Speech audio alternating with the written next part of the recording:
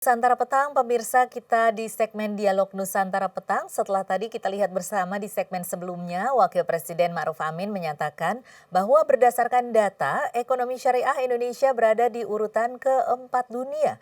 Ini berarti ekonomi syariah berkembang baik di Indonesia.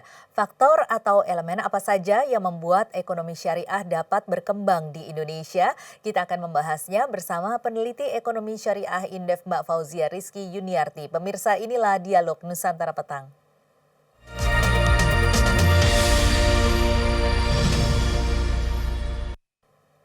Selamat sore Mbak Fauzia. Sore, Mbak. Iya, ini merupakan kabar gembira begitu ya, seperti yang diumumkan oleh Wakil Presiden Republik Indonesia Ma'ruf Amin bahwa saat ini Indonesia menempati peringkat keempat dunia begitu untuk ekonomi syariah. Ini apa yang bisa membuat ekonomi syariah ini bisa bertahan nih di tengah pandemi seperti ini Mbak Fauzia? Oke, untuk termnya kan memang ekonomi syariah yang bertahan ya, Mbak. Ekonomi syariah itu terdiri berbagai sektor, salah satunya perbankan syariah.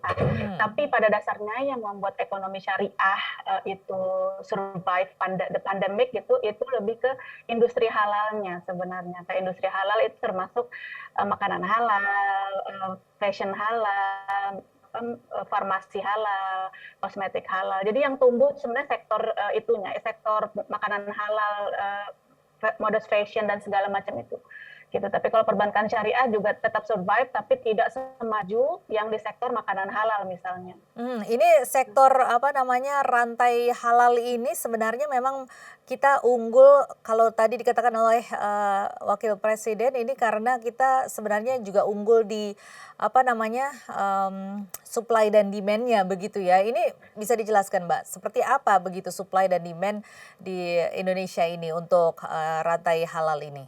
Betul. Jadi kalau melihat data, kemarin walaupun pandemi 2020 ya, Indonesia itu konsumsi negara kelima terbesar di dunia untuk konsumsi makanan halal, modest fashion, dan farmasi kosmetik halal. Paling tinggi contohnya di makanan halal. Kita konsumsinya 144 miliar dolar Amerika.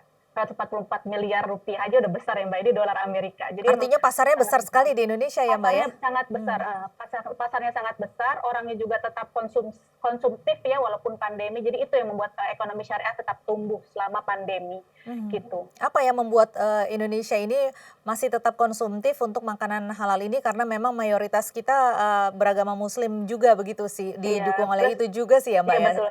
Karena juga kita bonus demografi juga ya Mbak, porsi middle Hmm. income pendapatannya juga meningkat. Jadi orang tetap konsumtif lah selama pandemi ini. Itu yang membuat tetap tumbuh. Baik, kalau tadi sempat juga kita dengarkan pernyataan dari Menteri BUMN Erick Thohir yang menyatakan ini akan menurunkan bunga bank syariah, maksudnya bunga ini mungkin bagi hasil begitu ya. Ini memang lebih besar ya Mbak, bunga bank syariah ini jika dibandingkan dengan bank konvensional? Ya, betul ya Mbak, tadi bunga harusnya diganti dengan kata markup, keuntungan atau bagi hasil. Iya. Mungkin Pak Erick Thohir memakai kata-kata bunga supaya lebih kebayang gitu untuk masyarakat umum. Nah, kalau lebih mahal mungkin selama ini memang beberapa lebih mahal karena memang dana yang didapatkan itu juga dana tidak murah gitu ya, dananya cukup mahal yang didapat oleh bank syariah. Ya, jadi mungkin maksudnya Pak Menteri ini regulator membantulah supaya membuat produk-produk supaya bank syariah mendapat dana lebih murah gitu. Tapi kan poinnya juga tidak perlu bank syariah itu harus lebih murah ya dibanding bank konvensional. Tapi yang penting kan bisa kompetitif dengan bank konvensional seperti itu. Kalau untuk kondisi ekspor sendiri ini bagaimana Mbak? Kalau ekspor ke negara, paling khususnya ke negara OKI ya, negara-negara Muslim yang Middle East segala macam, Indonesia memang saingnya belum menjadi top 5 gitu. Kita top 5 consumer, tapi belum top 5 exporter ke negara-negara OKI. Nah itu yang memang jadi fokus negara Indonesia sekarang.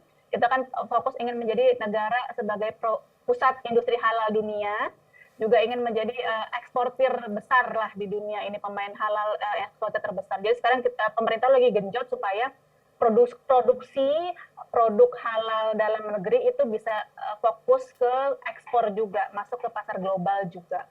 Ini potensi dari sektor mana saja yang berpotensi ini Mbak? Yang pasti makanan halal, Mbak. Makanan halal, makanan ya, sektor makanan di Indonesia kan memang paling besar. Jadi kita kan tinggal twist jadi sektor makanan halal gitu. Jadi itu emang fokusnya pertama ada 3 industri yang fokus untuk dikembangkan di industri halal. Makanan, kosmetik sama fashion kalau nggak salah 3 itu ya. Jadi yang saya yakin sih makanan halal dan kosmetik itu yang lagi kosmetik dan farmasi itu yang lagi digenjot pemerintah. Baik, bagaimana dengan potensi sektor ekonomi dan keuangan syariah ini sendiri? Kalau keuangan syariah dan keuangan syariah kan termasuk bank syariah, pasar modal, sama IKNB ya, keuangan non bank itu juga masih Hmm. tumbuh sebenarnya kalau kita lihat data sederhananya perbandingan bank konvensional dengan bank syariah masih performance-nya ya kinerjanya secara aset, pertumbuhan kredit, pertumbuhan dana pihak ketiga, kita beberapa kali outperform lah ya, lebih baik daripada bank konvensional gitu. Ini juga, bagaimana dengan, digitalisasi? Apakah juga ikut berpengaruh atau memberikan dampak yang positif, Mbak? Iya, memberikan dampak positif itu sesuatu ya, digitalisasi sesuatu yang bank syariah harus bisa masuk, terjun, dan meraup potensi besar itu ya. Walaupun kan memang masalah utamanya untuk bisa adaptasi dengan digitalisasi itu butuh uang besar. Sedangkan bank syariah sisi lain modalnya tidak cukup besar gitu. Yang paling besar kan hanya Bank Syariah Indonesia, BSI.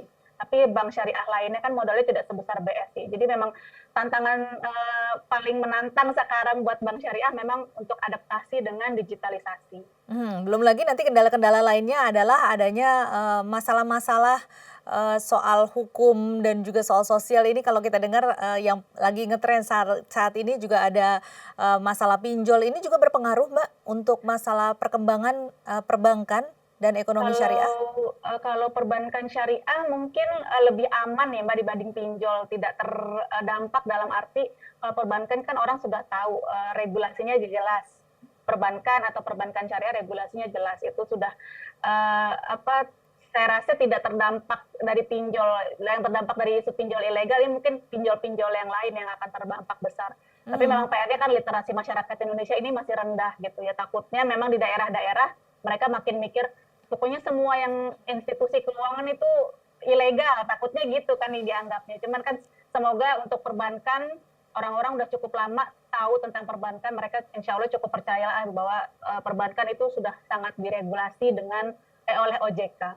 Iya, karena cukup mengkhawatirkan juga di mana perputaran di pinjol ini kan, dikatakan sekitar 260 triliun rupiah begitu. Mm-mm. Sementara saat ini juga kan masalah, perbankan dan ekonomi syariah sedang merangkak naik. Nah, ini bisa, mengganggu atau interfering nggak sih, Mbak? Kalau isunya saya rasa enggak ya Mbak, tadi karena perbankan itu, role-nya beda gitu ya, maksudnya bukan role-nya, industrinya dia sudah well established, sudah highly regulated sama OJK gitu. Sedangkan pinjol ini kan yang baru merangkak naik dan, regulasinya mungkin belum terlalu seketat perbankan. Itulah kenapa masih banyak celah-celah yang jadi mainan gitu ya, kasarnya mainannya Mhm. pinjol ilegal ini untuk masuk-masuk karena mereka tahu cara regulasi belum seketat regulasi perbankan. Tapi kan Mmm. kita lihat OJK sekarang mulai ini ya, mulai aktif untuk bikin regulasi-regulasi supaya mengatur nih pinjol nih nggak terlalu terlalu loose, menurut saya terlalu nggak diatur gitu. Baik, ini, sebenarnya pemerintah saat ini sudah melaksanakan beragam inisiatif begitu ya untuk melakukan pertumbuhan ekonomi. Nah, ini mungkin bisa dijelaskan apa saja ke depannya kira-kira langkah yang akan dilakukan pemerintah ini apa saja nih, Mbak?